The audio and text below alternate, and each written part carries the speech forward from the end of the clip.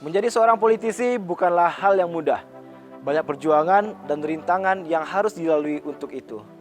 Tak bisa dipungkiri, sosok kita yang satu ini banyak menginspirasi semua orang dalam perjuangannya. Saya Aam Khalid bersama sahabat inspiratif kita pada episode kali ini, Bupati Padang Pariaman, Suhart Tribur, hanya di Sang Inspirator. Selamat pagi pemirsa Nagari TV dan sahabat inspiratif yang ada di rumah. Sekarang kita sudah bersama dengan sosok inspiratif kita pada episode kali ini. Ada Bupati Padang Pariaman, Bapak Suhart Tribur. Nah, kita sapa dulu nih. Selamat pagi, Bapak. Ya, selamat pagi Aam dan pemirsa Nagari TV di rumah atau di mana saja berada. Salam sejahtera buat kita. Semoga sehat selalu, aktivitasnya lancar. Oke. Nah, sebelum kita ngobrol, mungkin kita sudah menjaga jarak dan kita tetap mengikuti protokol kesehatan yang sudah diberlakukan. Nah, mungkin kita boleh, karena udah jaga jarak nih Pak, kita mungkin copot maskernya nggak apa-apa ya Pak ya? Iya. Siap. Saya mau izin dulu kepada Satgas Covid nih, karena harus copot masker ya. Tapi protokol kesehatan tetap kita jaga. Siap.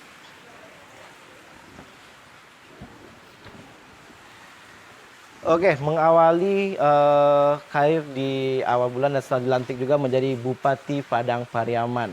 Apa yang dirasakan, Pak? Ya, yang pertama, alhamdulillah, karena ridho Allah, Suhart Tribur Rahman itu bisa dilantik tanggal 26 Februari bulan kemarin bersama-sama dengan 11 kabupaten kota, langsung dilantik oleh gubernur, wakil gubernur terpilih, yang satu hari sebelumnya baru dilantik oleh Bapak Presiden Pak Jokowi ini. Ini kita bangga dan memang gerak cepat kita. Siap. Artinya memang amanah dan tanggung jawab semakin besar lagi nih Pak. Ya, tentu kita ya bangga di satu sisi, kemudian sebuah perjuangan yang kita lakukan bersama-sama, itu mengantarkan atau membuahkan hasil yang maksimal. Kita berjuang dan insya Allah juga berjuang bersama-sama mengawal jalannya roda pemerintah di periode selanjutnya ini. Artinya pengen ada sasaran dengan program kerja, dengan rules yang akan dicapai untuk Padang Pariaman lebih baik dari sebelumnya, dan itu pasti ya Pak. Ya, sesuai dengan visi misi kita nih Am ya. Kita mempunyai visi misi itu Padang Pariaman Berjaya. Padang Pariaman Berjaya. Melanjutkan visi misi kita sebelumnya ketika saya menjadi wakil bupati mendampingi Bapak Ali Mukni. Yang visi misinya mewujudkan Padang Pariaman yang baru, yang religius, cerdas dan sejahtera. Dan sekarang kita lanjutkan dengan Padang Pariaman Berjaya, Padang Pariaman unggul berkelanjutan, religius, sejahtera dan berbudaya. Nah, ini tetap berbudaya, ini kearifan lokalnya juga kita tetap perhatikan. Artinya memang banyak yang harus disiapkan. Ini mungkin masih era baru pastinya di eranya Bapak Suhart Tribur menjadi Bupati Padang Pariaman. Nah mungkin pertanyaannya, kenapa memilih jadi bupati gitu Pak? Ya kayak gini, sebenarnya inilah perjalanan hidup ya. Sebenarnya kalau kita cerita, ketika saya SD itu cita-citanya jadi akabri TNI lah. Tapi namun demikian cita-cita ini kandas seiring tidak disiplinnya mengkonsumsi makanan terutama permen dengan yang manis-manis, coklat. Nah, sehingga itu salah satu persyaratan yang menurut hemat saya bisa menggugurkan gigi rahang ini berlobang segala macam sehingga dicabut dan itu merubah cita-cita saya. Dan merubah cita-cita itu bukan menjadi politikus. Tapi merubahnya menjadi bankir lah gitu. Cita-citanya ingin merubah ke perbankan. Bagaimana bisa kita itu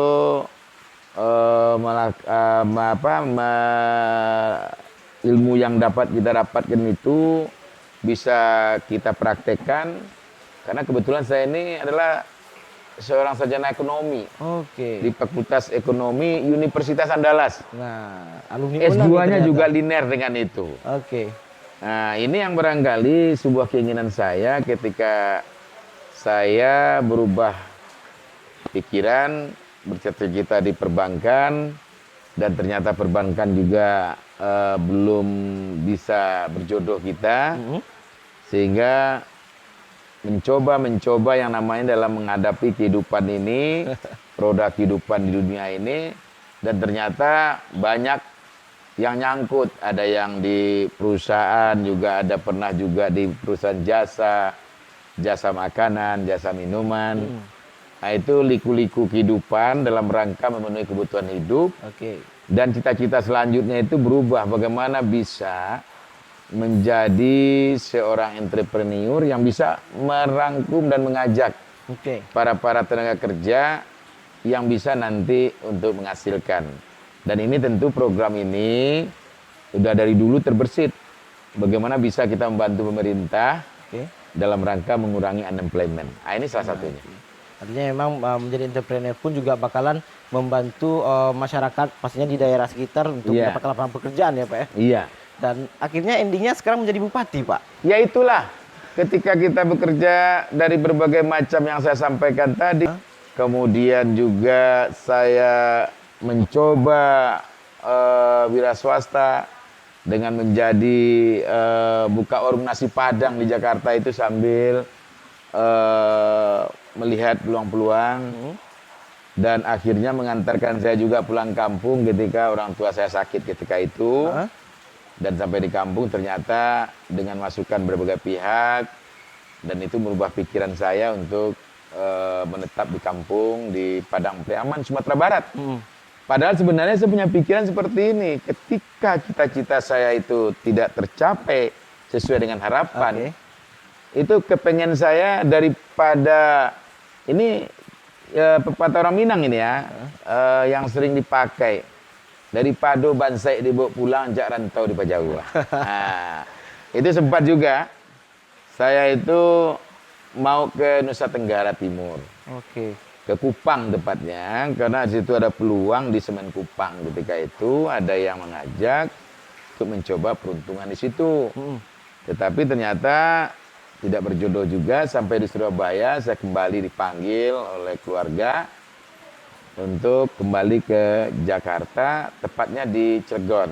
Oke. Di Cilegon, karena saya pernah juga tinggal di Cilegon pasca menamatkan kuliah, dan di situ bekerja sama dengan jasa makanan seperti catering di Cilegon itu, arah ke Banten, arah ke Anyer itu. Arah ke Anyer ya Pak ya. Nah, segala macamnya kita cobalah, kita komunikasi karena HRD-nya orang Jepang. Nah, kita komunikasi sama dia, banyak juga ilmu-ilmu yang bisa kita curi dari beliau, walaupun itu tidak secara nyata beliau berikan. Oke.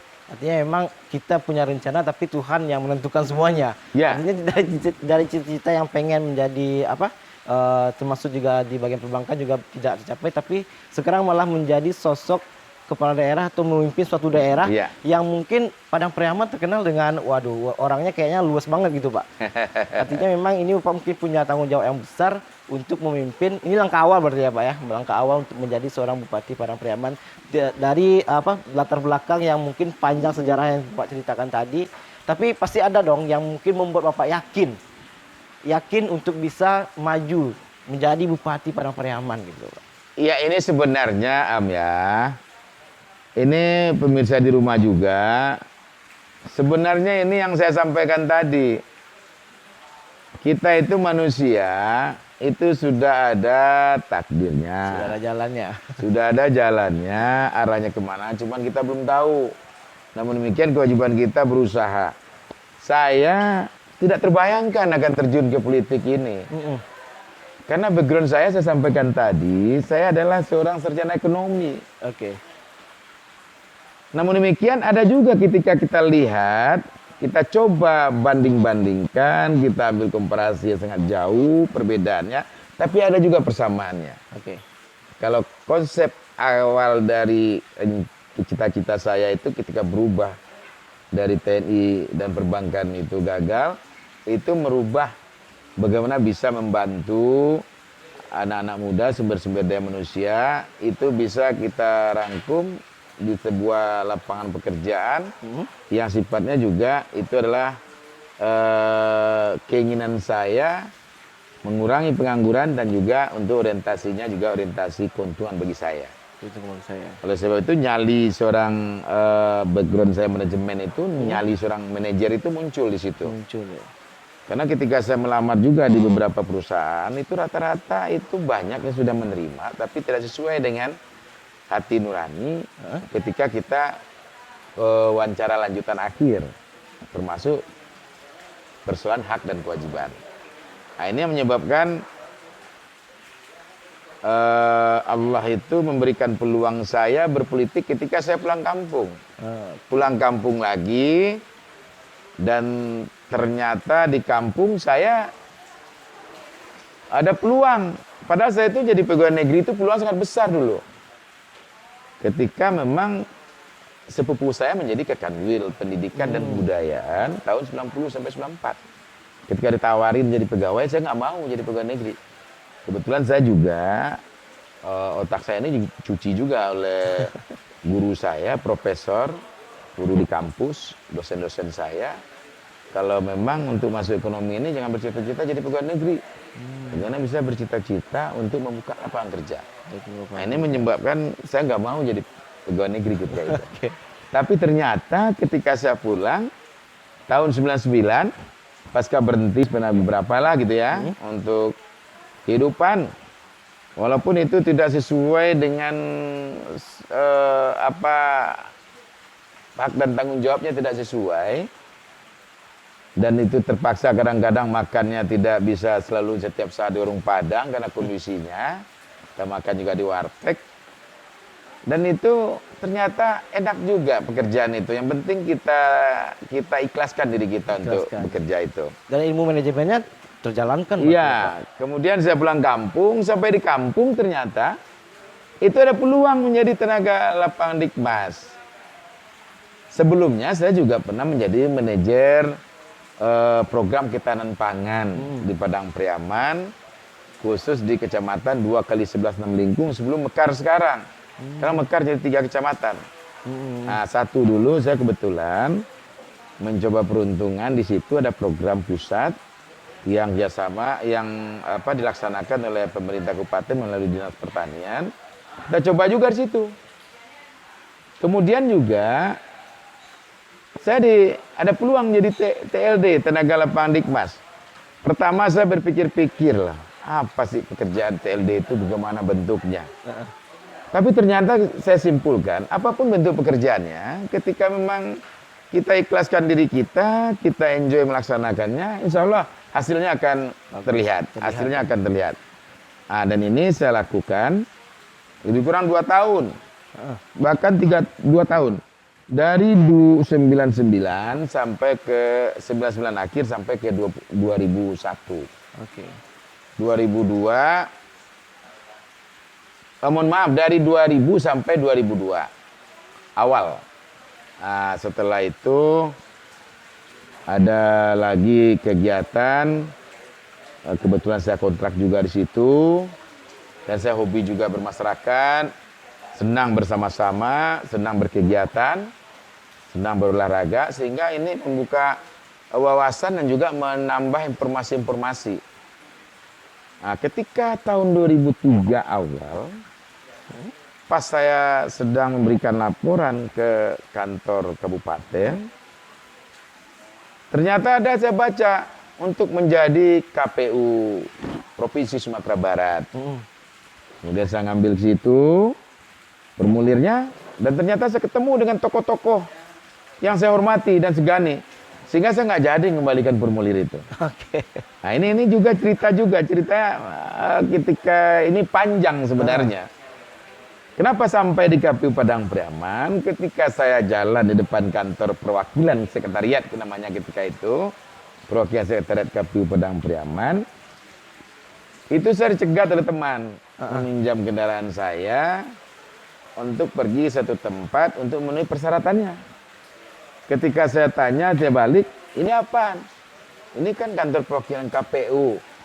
Jadi saya melamar jadi anggota KPU. Oh, kabupaten juga buka? Iya. Terus ada peluang nggak buat saya? Ada, masih ada 2 hari lagi. Gitu. Coba tanya dalam. Saya tanya, ternyata itu yang mengantarkan saya menjadi anggota KPU Kabupaten Padang Priaman. Akhirnya aktif juga di KPU ya Pak ya? Ya, anggota KPU periode pertama, kemudian di periode kedua menjadi ketua KPU. 2 periode saya di KPU. Alhamdulillah saya suka berorganisasi, saya suka bersama-sama, terutama di organisasi sosial. Oke. Dan saya yakin tidak ada yang tidak mungkin di dunia ini sepanjang kita mempunyai kemauan. Selagi niat kita masih baik Iya, dan punya mindset yang positif ya Pak. iya. Ah, Menjadi 2 periode menjadi ketua KPU pastinya, dan sekarang satu periode jadi anggota KPU, periode kedua baru menjadi ketua ya Pak ya. Dan memang sekarang duduk lagi menjadi Bupati Padang Pariaman. Pastinya dari banyak pengalaman itu Pak, dari banyak pengalaman Bapak yang mungkin dari segi manajemennya, ya bagaimana cara memimpin gitu kan, dan bagaimana cara bersosialisasi dengan masyarakat. Pastinya Bapak punya poin-poin penting atau mungkin sasaran yang pengen dicapai atau dijalankan saat sekarang menjadi Bupati Padang Pariaman gitu. Ya, sebenarnya tidak ada yang khusus yang saya lakukan. Hah? Tapi kemauan aja, keikhlasan aja. Mm-mm. Dan itu tentu terakhir keyakinan. Mm-mm. Saya ketika lepas dari KPU, habis jabatan, periode kedua, saya mendaftar KPU Provinsi. Di KPU Provinsi itu saya masuk 10 besar. Dan itu juga kandidat untuk 5 besar. Oke. Nah, orang-orang mengatakan saya termasuk kandidat kuat untuk 5 besar.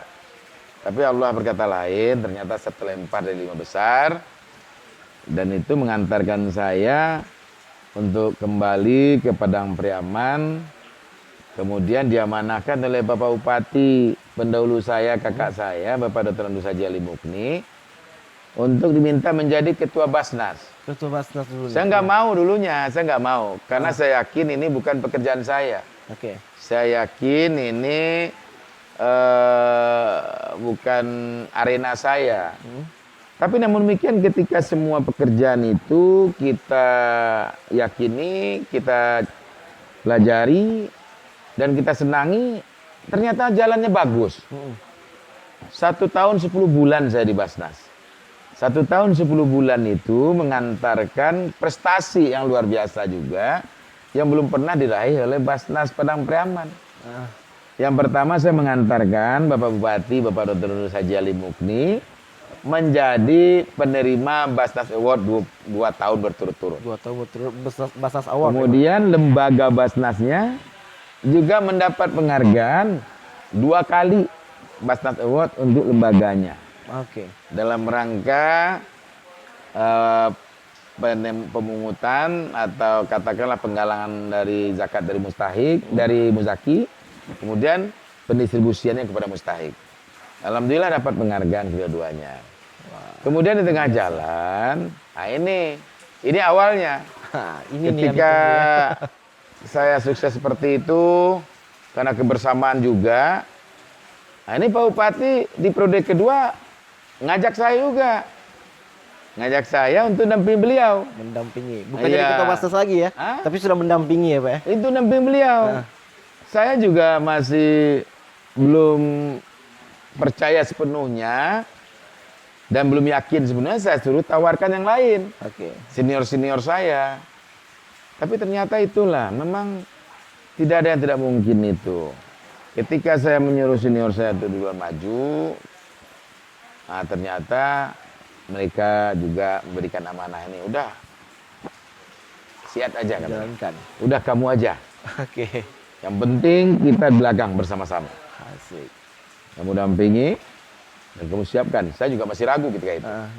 Tapi setelah Lebaran, 4 hari menjelang pendaftaran berakhir, Pak Ali Mukni panggil saya lagi. Kemudian saya katakan, saya sudah tetapkan pasangan saya adalah kamu, Swatribur. Nah ini awalnya. Iya. Dan saya juga belajar dalam rangka melaksanakan tugas dan pekerjaan itu, apalagi ini untuk masyarakat, itu harus dengan sesungguhnya, harus dengan kerelaan, dan harus dengan kesabaran. Karena kehidupan di dunia kita manusia ciptaan Tuhan yang tidak sempurna, itu banyak godaan-godaan untuk menyebabkan terjadinya perpecahan. Oke. Alhamdulillah di Padang Pariaman 5 tahun, Ali Mukni Swatribur, itu tidak ada terjadi pertengkaran, tidak ada terjadi percekcokan, tidak ada perpecahan, masyarakat senang, provinsi senang, segala macamnya pastilah. Yang namanya Pak Bupati seorang ciptaan Tuhan, manusia yang tidak sempurna, Saya juga sebagai wakilnya juga ciptaan Tuhan nggak sempurna, tapi namun demikian kita tetap pegang apa yang dikatakan oleh orang tua kita. Nah, itu dia. Biarlah cabai-cabai bulu ayam, paruh penyelesaian. Nah, itu jadi ini juga di pedoman nih. Perlu Kita dipedoman. pegang ini, pegang teguh itu. Heeh. Dan alhamdulillah sampai saat ini saya dengan Pak Limukni itu masih berkomunikasi baik, lancar, dan saya juga minta pendapat-pendapat beliau. Jadi tidak artinya ketika tokoh-tokoh kita mau menyumbangkan dan mengakui dirinya, memberikan masukan segala macam untuk kemajuan daerah ini, kenapa tidak? Karena untuk menjadikan Padang Priaman ini berjaya ini tidak harus menjadi seorang bupati, Oke. tapi seorang tokoh yang bisa memberikan masukan untuk mewujudkan cita-cita itu semua. Jadi Brian bukan hanya berharap kepada seorang pemerintahan atau bupati dan wakil bupati saja, tapi mungkin masyarakatnya juga ikut ambil andil Iya. untuk memajukan Kota Padang Priaman yang lebih maju dan lebih makmur lagi pastinya, Pak. Padang Priaman ini juga unik juga. Di Padang Priaman ini banyak kegiatan-kegiatan kemasyarakatan yang harus dihadiri. Kadang-kadang orang cemooh juga. Yang namanya undangan masyarakat itu, seperti di Padang Priaman itu Maulid Nabi itu waktunya panjang. Berakhir Maulid Nabi masuk Isra Mi'raj. Masyarakat ingin bersama dengan pemimpinnya. Nah ini kadang-kadang orang nggak paham, katanya menjadi pemimpin itu harus duduk di meja. Banyak yang kita lakukan dengan masyarakat, dengan tokoh, dengan para pengusaha-pengusaha, para investor nantinya yang ingin membangun, yang ingin memajukan, dan tetap kita mengedepankan kearifan lokal dan norma-norma yang berlaku di tengah masyarakat. Karena bagaimanapun Padang Priaman itu akan maju kalau kita bisa melibatkan itu para investor-investor, pengusaha-pengusaha, tokoh-tokoh masyarakat. Karena dari 100% itu yang bisa kita harapkan dari APBD, dari uang pemerintah itu hanya 23%.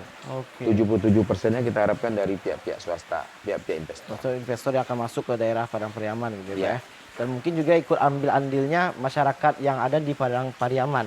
Iya. pastinya. Tapi mungkin masyarakatnya nggak akan mungkin istilah jalan atau mungkin tidak akan bergerak kalau misalnya bupati dan wakil bupati tidak melakukan program. Nah mungkin 5 tahun belakang bersama Pak Ali Murni apa suka dukanya gitu Pak? Iya, dari berbagai macam yang namanya seorang pemimpin itu tentu tidak semuanya yang bisa diterima oleh masyarakat program-program yang kita lakukan. Tidak semua yang bisa didukung oleh masyarakat. Oke. Tentu inilah strategi langkah-langkah kita. Bagaimana program ini bisa berjalan, masyarakat menerima, masyarakat tidak dirugikan.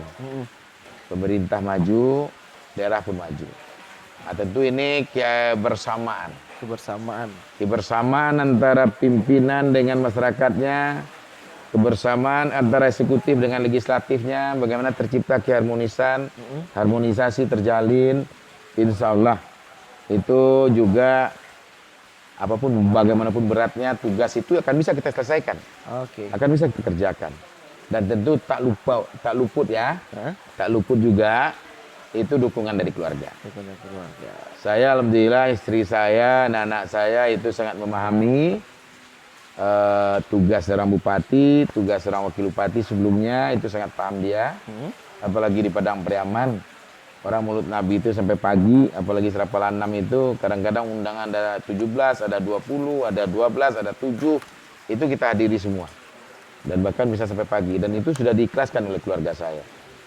Makanya sebenarnya tahun 2010 dulu ada juga yang ngajak saya dan bahkan ada yang mau mendanai. Ketika saya menjadi ketua KPU. Dan terakhir kenapa nggak jadi? Karena keluarga tidak mendukung. Jadi faktor utamanya istri, anak-anak dan keluarga besar itu harus sepenuhnya mendukung untuk mewujudkan bagaimana bisa kita menjadi pemimpin orang nomor 1 atau orang nomor 2 di Kabupaten Padang Priaman dan secara langsung kabupaten kota di Indonesia ini. Karena pengertian dan dukungan dari keluarga itu memang sangat penting. Oh iya. Termasuk dari kegiatan apapun yang pengen kita lakukan. Iya, gitu. Padang Priaman seperti itu. Padang Priaman banyak kegiatan sosial kemasyarakatan. Dan ini harus dipahami oleh keluarga. Seperti itu. Untuk milik keluarga, apapun ya dimulai dari keluarga ya Pak ya. Iya, namun demikian ketika kita terjun ke sini, kita harus mengedepankan orang banyak. Kita nomor 1 kan jangan mementingkan kepentingan pribadi, kepentingan lebih kecil, kepentingan apa segala macamnya, tapi dahulukanlah kepentingan rakyat. Jadi istri dan anak dan keluarga besar sudah izin ya Pak? Sudah ya, Pak, izin ya? dan sudah Sudah paham dapat sekali. dukungan. Iya.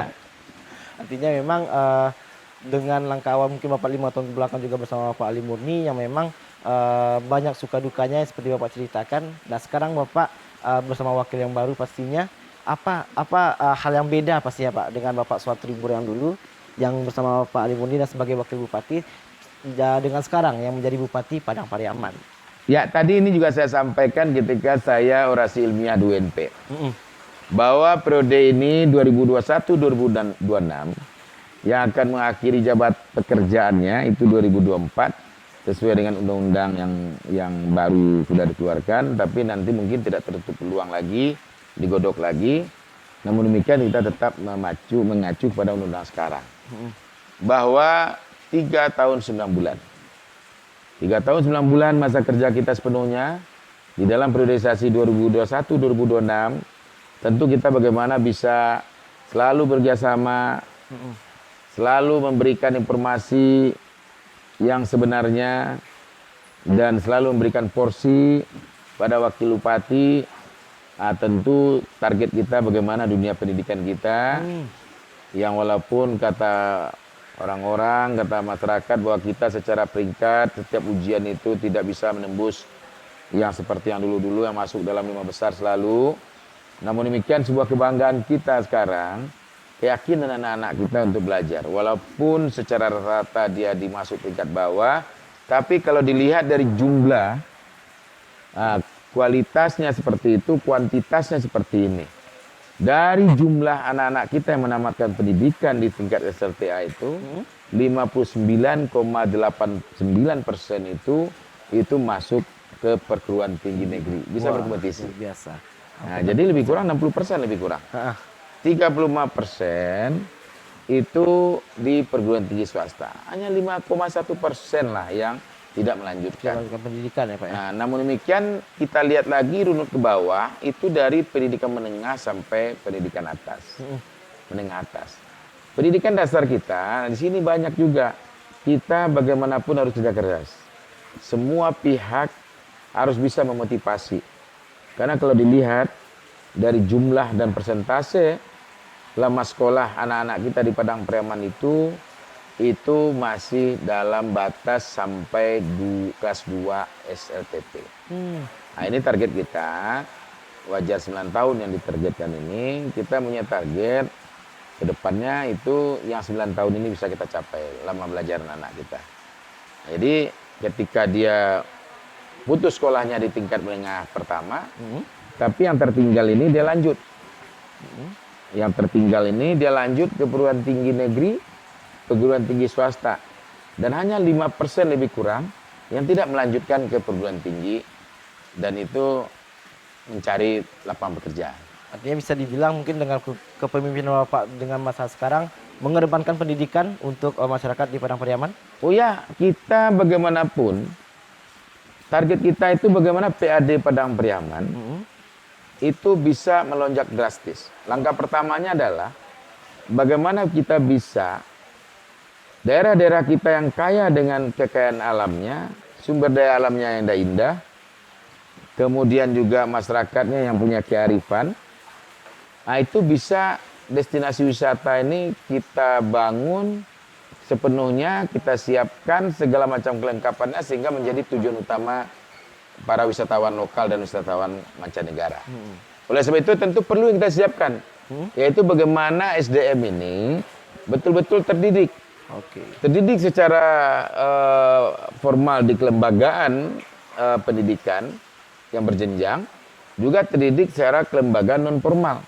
Makanya kita juga selain kita untuk mencerdaskan, kemudian memberikan keterampilan dan juga mempunyai daya saing para sumber daya manusia kita ini, generasi muda kita ini, kita juga itu di dunia pendidikan secara formal, kita juga menggerakkan bagaimana yang pendidikan non formal ini juga bisa bergerak dan betul-betul bisa dimanfaatkan oleh sumber daya manusia kita ini. Artinya memang dari latar belakang Bapak yang mungkin cukup panjang juga sangat terpakai ya Pak, ilmu lapangannya, ilmu pendidikannya, baik dari sisi formal atau non formal untuk menjadikan Padang Pariaman lebih baik lagi, apalagi dari segi wisata dan mungkin pendidikannya.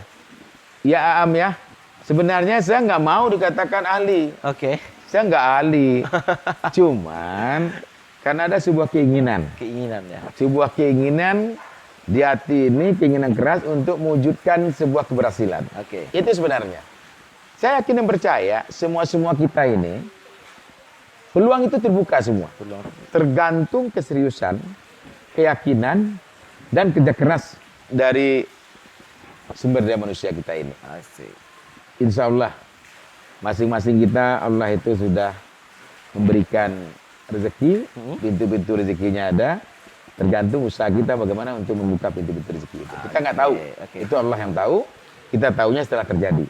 Makanya kita mengajak bagaimana generasi muda kita, sumber daya manusia kita itu siap segala-galanya.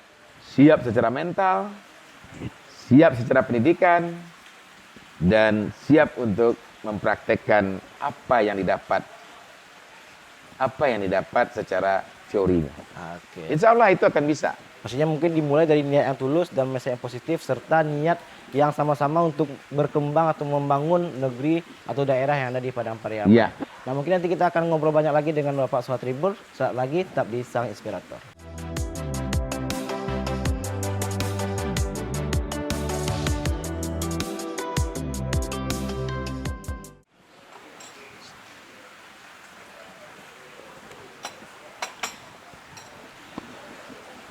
Menjadi seorang bupati pastinya bukan tugas yang mudah untuk jalani oleh setiap orang. Nah mungkin dengan Bapak Suha Tribur pasti punya program tersendiri dan mungkin punya strategi tersendiri bagaimana cara untuk memajukan Padang Pariaman menjadi lebih baik dan lebih maju pastinya. Nah bicara masalah Padang Pariaman gitu Pak. Mungkin berdasarkan artikel yang pernah dirilis sama teman-teman yang ada di tim pastinya udah diriset juga. Padang Pariaman sangat butuh para investor untuk masuk untuk bisa memajukan bagaimana memutar perekonomian yang ada di Padang Pariaman. Apakah Pak juga setuju dengan hal tersebut gitu Pak? Iya, memang itu salah satu usaha kita sekarang.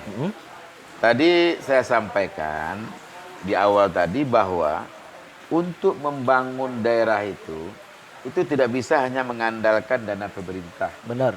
Dana APBD saja. Hanya itu bisa 23%. 77% itu kita bagaimana bisa para investor, pihak-pihak swasta ini itu bisa kita bawa untuk membangun daerahnya. Pasca saya dilantik dan sebelum saya dilantik pun saya sudah melakukan komunikasi dengan beberapa teman-teman di pihak-pihak swasta, termasuk juga meminta jalan kepada pihak-pihak kementerian, dirjen. Dan alhamdulillah itu sudah mulai memperlihatkan celah untuk bisa kita raih. Salah satunya adalah ketika Anai Resort itu diambil alih oleh Anailand. Anailand itu adalah PT Dempo. Anai Resort itu Sisono Yudhoyono dulu. Kemudian itu sudah ada awal-awal kita coba untuk melakukan komunikasi, pendekatan. Dan ternyata upaya kita pasca menjelang pelantikan, setelah keluar hasil dari putusan Mahkamah Konstitusi, kalau nggak salah saya keluarnya tanggal 15, itu kita langsung berlari. Kita follow up matang-matang, kita bicarakan dengan Anailand, dan alhamdulillah Anailand itu sudah menyatakan bahwa untuk tahun 2021 ini memulai pembangunan pengembangan kawasan Malibuana menjadi kawasan resort. Kemudian juga akan dibangun hotel bintang 5. Wah, itu biasa. kata GM-nya. Dan kita serius. Karena saya sampaikan tadi, kita berlari. Di era pandemi Covid ini hancur di mana-mana semuanya. Ekonomi runtuh, UMKM juga mundur. Kemudian inilah upaya-upaya kita. Padang Pariaman, insya Allah nanti ke depan akibat pandemi Covid itu tidak begitu mempengaruhi pertumbuhan ekonomi kita. Kemudian juga persoalan para investor itu juga kita harapkan juga karena melihat Padang Priaman daerahnya tidak begitu, kita sudah mendekati zona hijau, pasca sudah masuk orange kemarin, dan semoga ini hijau ini akan lama, akan selamanya hijau, sehingga juga menambah daya tarik para investor. Oleh sebab itu dari kajian dengan GM itu, ternyata GM meminta bagaimana untuk mempermudah segala sesuatunya. Kita sampaikan, kita tetap berpedoman pada regulasi, kita mudahkan semua. Baik perizinannya segala macam, karena bagaimanapun setelah dia mempunyai dokumen-dokumennya, kemudian dia butuh rekomendasi dari TKPRD untuk melanjutkan pengurusan perizinan termasuk AMDALnya. Dan alhamdulillah karena itu memang RT RW-nya tata ruangnya sudah menyatakan memang itu untuk kawasan wisata dan pendidikan. Makanya Anelen sekarang sudah menerima mengatur rekomendasi itu. Kemudian kita mendesak beliau untuk menindaklanjuti, dan kalau dapat itu bagian dari kerangka kerja kita untuk 100 hari ini sudah mulai untuk dilakukan eksekusi untuk action pelaksanaan Ane Resort dan usaha perhotelan yang disampaikan oleh GM Anelen itu salah satunya. Kemudian kita juga bertemu dengan beberapa orang dirjen untuk memenuhi kebutuhan sarana prasarana, terutama tentang penerangan, tentang jalan, dan itu alhamdulillah untuk penerangan jalan itu sudah ada bantuan dari peninggalan warisan dunia, itu lampu untuk sebanyak 1000 titik, dan ini sudah ada, kita menunggu action dari dia. Kalau katanya langsung kita berhadapan itu sudah datanya sudah kita berikan sesuai permintaannya. Kita berharap ini tidak akan lama lagi juga beliau akan melakukan action itu. Dan itu semuanya itu dana dari hibah dari warisan dunia itu, peninggalan warisan dunia itu. Kemudian yang selanjutnya kita juga sudah berkomunikasi sudah konfirmasi juga dengan Pak Gubernur, Pak Wakil Gubernur. Bagaimana bisa kita menggayat, apalagi Pak Wakil Gubernur itu seorang entrepreneurship yang punya jaringan sangat kuat. Itu kita manfaatkan. Kita minta Pak Wakil Gubernur buka peluang itu untuk kita. Dan kita tetap pembicaraan kita intens. Alhamdulillah komunikasi yang lancar. Kemarin Batang Sani ada di Terus Air jembatannya. Paginya saya telepon Pak Wakil Gubernur, alhamdulillah dia action langsung, sorenya alat beratnya datang untuk memperbaiki. Ini sebuah kebanggaan bagi masyarakat. Pemerintah ada ketika dia dibutuhkan oleh rakyat. Nah ini salah satunya. Kemudian kita juga salah satu kabupaten untuk dijadikan daerah peningkatan ketahanan pangan. Programnya namanya Food Estate. Food estate ini kita untuk tanaman pertanian, perkebunan, dan juga perikanan. Dan ini kemarin kita sudah bertemu dengan tokoh-tokoh adat di Nagari, nenek mamanya, tokoh-tokoh yang mempunyai kepemilikan lahan di situ. Insya Allah masyarakat Lubuk Alung sudah menyiapkan 1.001 hektar untuk program Food Estate. Yang notabene itu kita pertama mintanya 500, dia siapkan 1.001. Dan itu kemarin kita di Balik Bu Solok, di Aripan, itu sudah bertemu semua. Melihat di Balik Bunya bagaimana, kemungkinan kerangkanya seperti ini. Dan alhamdulillah Wali Nagari yang daerahnya yang kena yang 1.001 itu hadir ketiga-tiganya. Kemudian nenek mamanya juga beberapa orang terlibat di situ juga hadir, 3 orang nenek mama juga. Dan kita berharap Food Estate ini betul-betul bisa dan nanti dinikmati oleh masyarakat Padang Priaman sebetulnya. Tidak hanya orang Lubuk Alung, tapi masyarakat Padang Priaman. Dan ini juga berdampak terhadap pertumbuhan ekonomi. Insya Allah itu beberapa hal yang kita lakukan percepatan. 3 tahun 9 bulan dan itu pastinya butuh akselerasi dong Pak. Butuh percepatan. Percepatan, kita berlari. Tidak merangkak lagi, langsung berlari. Langsung berlari. Kita langsung berlari. Kemudian juga Wakil Gubernur juga membuka peluang. Jembatan kita yang rusak di Lubuk Napa karena di balik juga ada tempat yang namanya Satuan Pendidikan SMA. Itu juga alhamdulillah Pak Wakil Gubernur dengan Pak Gubernur katanya buka peluang itu, dia juga akan ikut membantu. Nah, ini harapan kita dan ini adalah harapan masyarakat di situ. Wah. Saya selalu sudah mengajak BNPB di kepalanya, kemudian deputinya. Tapi akibat pandemi Covid itu karena refocusing itu sampai saat ini belum terwujud. Harapan kita ini bisa kita wujudkan. Oke, luar biasa sekali. Artinya memang dengan adanya sasaran dan program dari pemerintah kabupaten pastinya dan banyaknya investor serta dukungan dari pemerintah provinsi itu pastinya semuanya bisa bakalan terwujud dengan adanya komunikasi yang lancar dan hal yang baik bisa dilakukan. Gitu, Pak. Pertama mata kita perterang. Oke. Telinganya makin kita perlebar. Kemudian juga tentu dan kita juga harus siap untuk berlari. Artinya kita dengar informasi-informasi, kemudian kita berkomunikasi selalu, jaringan kita manfaatkan untuk itu semua. Semoga ini bisa kita wujudkan. Amin. Sejauh ini respon masyarakatnya pun bagus dong, Pak. Alhamdulillah. Alhamdulillah. Yang penting bagaimana kita itu melakukan pendekatan-pendekatan, komunikasi dengan masyarakat. Masyarakat juga senang bisa berkomunikasi dengan pemimpinnya. Dan alhamdulillah setiap program itu dengan adanya komunikasi seperti itu, masyarakat juga akan mendukung program-program itu. Artinya mungkin dengan jawaban Pak seperti tadi, apakah ada kendala-kendala dari segi masyarakatnya mungkin atau mungkin komunikasinya mungkin kurang lancar? Apakah ada hambatan atau kendala seperti itu gitu, Pak? Ya, memang bagaimanapun seperti yang saya katakan, kita semua adalah ciptaan Tuhan yang tidak sempurna. Tentu yang namanya apapun yang kita lakukan, itu tentu kendalanya tentu ada.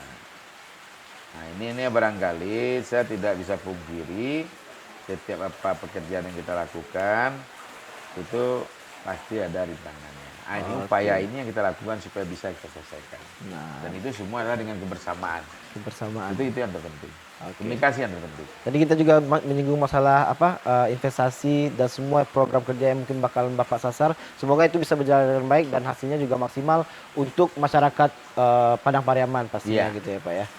Dan bicara masalah investasi, investor dan kita butuh dana yang banyak. Kita mungkin boleh nyinggung sedikit tentang jalan tol gitu. Iya, boleh. Nah, bagaimana keadaan jalan tol sekarang dari pandangan Bapak gitu? Ya, sebenarnya kita itu semua kita di bawah itu kerja keras. Karena kita mendukung pelaksanaan jalan tol ini. Dan ini dibuktikan berkali-kali saya sampaikan bahwa masyarakat Padang Pariaman mendukung. Bayangkan ketika groundbreaking belum ada sejengkal pun tanah masyarakat yang diganti rugi, dia mau menyerahkan demi pelaksananya jalan tol dan groundbreaking. Tapi kenapa ada masalah? Karena adanya masyarakat dengan harga yang tidak masuk akal bagi masyarakat. Daerahnya yang termasuk daerah yang paling tinggi NJOP-nya. Ternyata harga tanahnya sangat luar biasa. Ada yang 38.000 1 meter. Sementara tanah 38.000 itu pernah ditawar oleh orang 200.000. Nah, ini yang membuat semula terjadinya hambatan-hambatan dalam pelaksanaan pengerjaan jalan tol. Itu awalnya di Bepas mau menuju Kasang. Sebenarnya masyarakat Kasang itu sepanjang itu tidak dirugikan, itu dia mendukung. Saja ya Pak ya. Dan alhamdulillah dengan perdebatan kita, rapat dengan gubernur, wakil gubernur, dengan tim perisa segala macam, Satker, PPK-nya, nah itu kita sepakati tim perisa diganti. Dan alhamdulillah sampai saat ini lancar. Dan memang ada 1-2 titik yang harus kita selesaikan, dan itu sudah. Sebelumnya itu untuk mengukur saja dilarang, sekarang sudah. Jadi untuk pengukuran itu sudah 100%. Kita panggil HK ketika ada informasi HK menghentikan pekerjaan. Kita panggil, kita undang secara resmi HK. Saya tanda tangani suratnya, kita undang HK-nya, kemudian kita minta penjelasannya. Dan ternyata apa yang beliau jelaskan itu berbanding terbalik dengan informasi-informasi yang didapat di media sosial ataupun di media-media lain. Nah, berarti kita Maksudnya udah di dapat Facebook. informasi langsung dari Bapak Ya. Bupatinya nih. Kemudian setelah itu bukan kita nggak percaya dengan data-data yang diberikan yang namanya HK, bahwa HK mengatakan tidak menghentikan. Pekerjaan tetap dijalankan, cuman ada beberapa orangnya akibat refocusing, dia juga refocusing karena tenaganya banyak, sementara dikerjakan berkurang. Makanya dipindahkan. Jadi bukan dihentikan seperti yang diberitakan di media itu. Kemudian yang kedua, nah ini yang kedua, bahwa 100% itu sudah selesai pengukuran. Ini bukan dari mulut saya keluarnya. Ini langsung dipiralkan oleh Kepala Bidang Pengadaan Tanah di Kakanwil BPN, Provinsi Sumatera Barat. Beliau sampaikan dengan PPK-nya, PPK, tentu PPK orang jalan tol, orang-orang Kementerian PUPR, itu bahwa sampai hari Kamis kemarin sudah 100% terukur. Oke. Ada beberapa titik yang bermasalah, ternyata dia mau melakukan pendekatan itu sudah diukur. Tinggal lagi membayar ganti rugi. Oke. Karena membayar ganti rugi itu prosesnya ada, tahapannya ada. Sampai keluar hasil appraisal, kemudian baru dikembalikan, diumumkan. Hasil appraisal itu, kemudian dibayarkan ganti rugi. Oleh sebab itu tentu harapan-harapan kita semua, karena PPK-nya berjanji bulan Juni paling lambat, dan bahkan dia bercita-cita sebelum hari Lebaran itu sudah selesai penggantian rugi semua, itu kita mengimbau, mengajak masyarakat dalam rangka percepatan pembangunan jalan tol ini, itu untuk membantu percepatan melengkapi administrasi dari apa yang diminta oleh tim, dan semoga nanti secepatnya juga akan menerima ganti rugi. Saya minta sama Kak, karena dia bilang bulan Juni, saya bilang kalau dapat sebelum Lebaran. Sebelum Lebaran. Nah, dan kita minta kepada masyarakat yang menerima sudah ganti untung itu atau ganti rugi itu supaya tidak ada persoalan-persoalan di tengah-tengah keluarga. Kalau memang ada rumah yang kena, itu kan dihargai rumahnya, dihargai tanahnya, itu dicarian saja, carikan solusi bagaimana bisa membangun rumah kembali. Nah, ini yang barangkali yang kita lakukan. Pendekatan ini kita lakukan secara persuasif. Oke. Berarti ini juga menjadi fokus utama dengan berbagai elemen pastinya ya Pak ya. Maka dari segi masyarakat, dari segi pemerintahnya, investornya, dan tenaga-tenaga ahlinya yang pastinya berkaitan dengan. Itulah saya panggil Aka.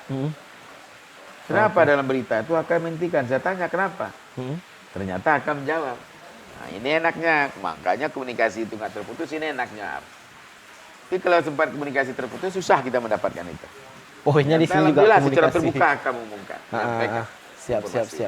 Artinya memang tidak ada lagi kendala, dan ini juga menjadi fokus. Semoga jalan tol yang kita sama-sama kita harapkan bisa berjalan dengan baik dan bisa dinikmati oleh semua kalangan pastinya ya Pak ya. Insya Allah. Insya Allah pastinya. Insya Allah. Nah, mungkin pertanyaan selanjutnya Pak, ketika katakanlah ini jalan tol sudah jadi, apa dampak perekonomian yang bisa dirasakan atau mungkin dimanfaatkan oleh masyarakat setempat gitu Pak? Saya yakin.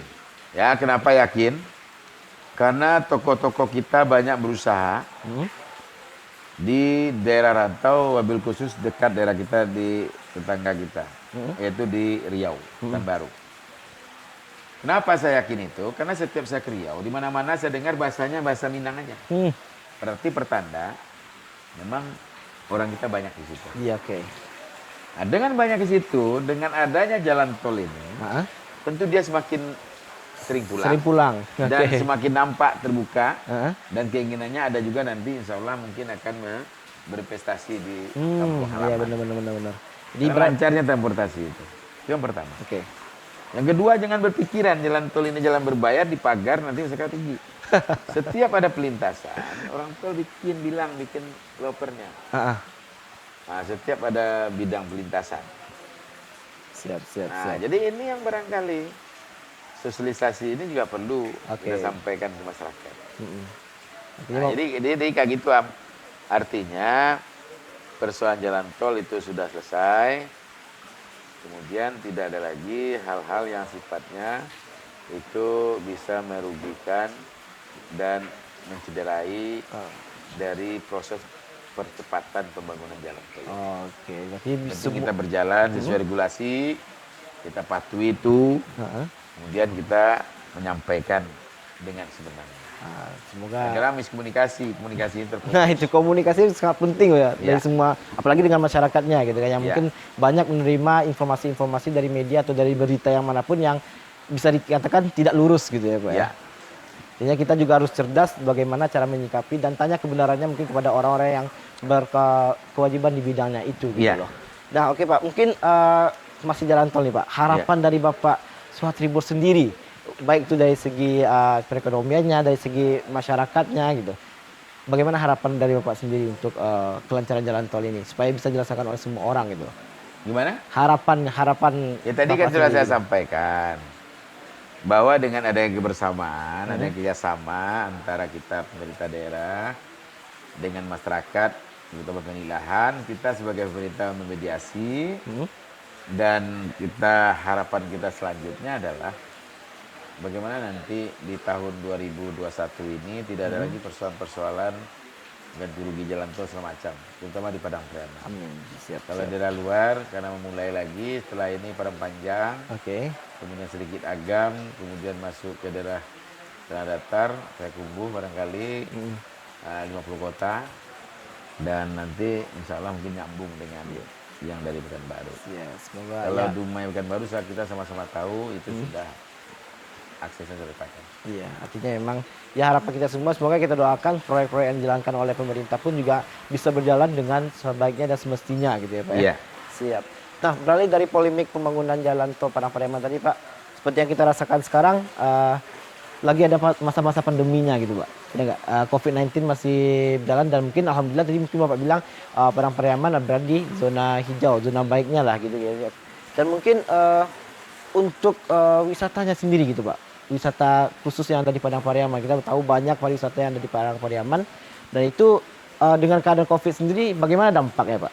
Ya, kalau wisatawan lokal saya lihat setiap hari libur, kemarin Sabtu hari Minggu, termasuk hari sore lainnya, itu daerah-daerah wisata kita banyak dikunjungi orang. Banyak yang datang, banyak kunjungi, terutama wisatawan lokal. Oke. Cuman tentu di era pandemi Covid ini kita tetap selalu siarkan protokol kesehatan itu penting. Kondisi kita, masyarakat kita, terutama di Padang Priaman itu juga sangat banyak itu bertani, berkebun dan berkolam. Itu rata-rata mereka itu selalu kena terik matahari 1 jam, 2 jam. Dan saya yakin dan percaya mereka itu sehat semua. Oke, siap. Nah, saya yakin jenis-jenis penyakit seperti ini sudah ada lama di Indonesia ini, tapi tergantung lagi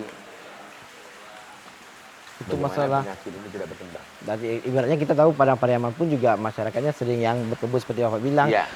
sering berkomunikasi dengan matahari di pagi hari pastinya ya Iya. Pak ya, dan mungkin tetap jalan. Tapi apakah ada aturan baru mungkin dari yang Bapak keluarkan untuk protokol kesehatannya atau bagaimanapun gitu Pak? Ya, kita tetap ngajak, Hah? tetap itu mematuhi apa yang disampaikan oleh pemerintah pusat. Jadi ibaratnya tetap mensosialisasikan yang Iya. mungkin lebih banyak lagi ya Pak ya. Ya, Nah untuk masyarakat sendiri apakah cukup mengikuti atau mematuhi protokol kesehatan gitu Pak? ya itu kita masyarakat kita imbau. Kalau dia tidak punya masker kita siapkan. Oke. Pemerintah daerah tentu kemampunya akan menyiapkan. Tapi sampai saat ini maskernya ada. Dan Oke. disiapkan selalu di puskesmas, di rumah sakit, apa disiapkan masker. Oke, artinya memang semoga harapannya ya kita sedikit masalah COVID yang memang sampai sekarang masih ada. Semoga cepat kelar dan cepat menurun atau hilang gitu, pergi dari Padang Pariaman dan Sumatera Barat pastinya gitu. Insya Allah ya, Pak itu target kita. ya. Oke. Pandemi COVID yang menghancurkan ekonomi dunia, Heeh. menghancurkan ekonomi negara Republik Indonesia ini, dan berdampak juga ke wilayah Sumatera Barat, termasuk juga Padang Priaman, kita berdoa. Semoga mata rantai ini bisa kita putus.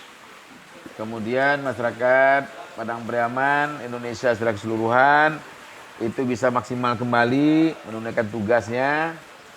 Dan para pedagang-pedagang kita juga bergairah lagi karena sudah banyaknya para pembeli yang datang ke pasar-pasar nagari atau pasar-pasar di kota-kota. Oke, ibaratnya Jadi memang seperti itu.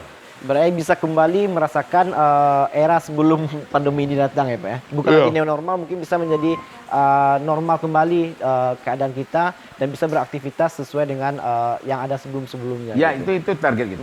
Siap. Itu harapan kita. Insya Allah. Oke. Penting bersama kita jaga ini. Dan sekarang sudah menjadi Bupati Pariaman, baru mulai Pak Bupati Padang Pariaman sudah mulai, dan mungkin tadi Bapak juga sudah menyinggung tentang keluarga ya Pak ya. Banyak waktu tersita untuk fokus ke masyarakat dan menjalankan program-program yang telah disusun bersama elemen-elemen lainnya. Nah, bagaimana cara mungkin Bapak membagi waktu gitu Pak? Membagi waktu antara keluarga mungkin, atau bisnis jika ada, atau mungkin untuk fokus ke masyarakat itu sendiri gitu loh. Ya, pertama ini memang kita keluarga juga kita dahulukan. Tapi karena kita baru 22 hari, hari ini kita dilantik, pasca dilantik. Tentu yang namanya tuntutan-tuntutan masyarakat dalam rangka undangan pelaksanaan kegiatan-kegiatan seperti tadi menurut Nabi segala macam itu, bagaimanapun pasti akan banyak dan waktunya akan tersita. Karena kalau kita tidak ikuti nanti masyarakat kita kecewa, wabil khusus dia sudah berjuang berdarah bantu kita dulu. Jadi oleh sebab itu tentu kita juga harus memahami di era pandemi COVID ini ada pembatasan-pembatasan. Kalau itu diterima dan dirasakan oleh masyarakat itu juga harus sabar. Harus sabar karena tidak ada niat kita untuk membeda-bedakan teman-teman semua.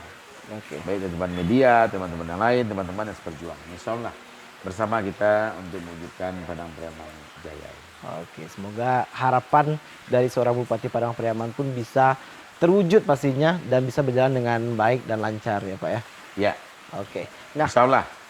berpindah dari masalah pembagian waktu, masalah keluarga tadi juga ya Pak ya. Untuk menjadi seorang politisi sendiri mungkin memang benar-benar baru mulai saat menjabat menjadi wakil bupati atau bagaimana Pak?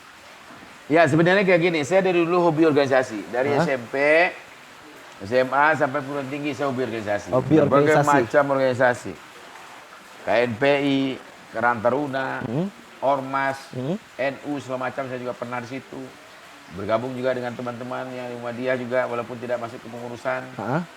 Nah, kemudian juga sekarang saya diamanahkan menjadi ketua partai. Yang ini sudah periode kedua. Tentu bagaimanapun, tentu semua irama kita ikuti.